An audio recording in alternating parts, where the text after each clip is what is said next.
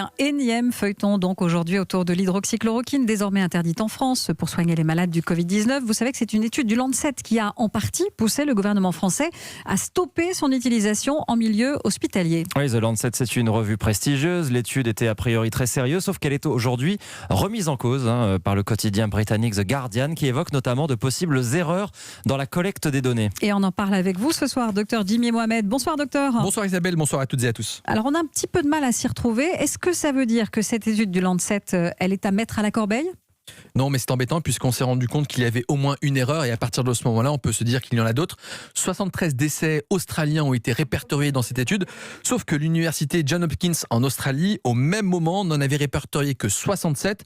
Un delta qui s'expliquerait par une erreur, une coquille de patients qui viendraient finalement d'Asie. Le problème, c'est que à partir de ce moment-là, on peut remettre toute l'étude en question.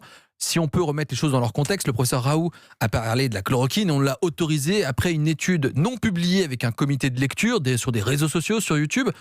Donc, est-ce qu'on pourrait pas se dire que si moi, demain, je publiais dans Mickey Magazine et que derrière, je cherchais à critiquer le Times, il serait peut-être temps de balayer devant sa porte. Donc, on ne peut pas jeter cette étude à la poubelle, mais effectivement, il faut peut-être la revoir un peu plus en détail. Voilà, la bataille continue. Je ne sais pas si on aura un jour le fin mot de l'histoire sur cette hydroxychloroquine. Merci, docteur Jimmy Mohamed. On vous retrouve évidemment dès lundi, 15h, comme tous les jours dans l'émission Sans Rendez-vous, l'émission Santé d'Europe avec Mélanie Gomez.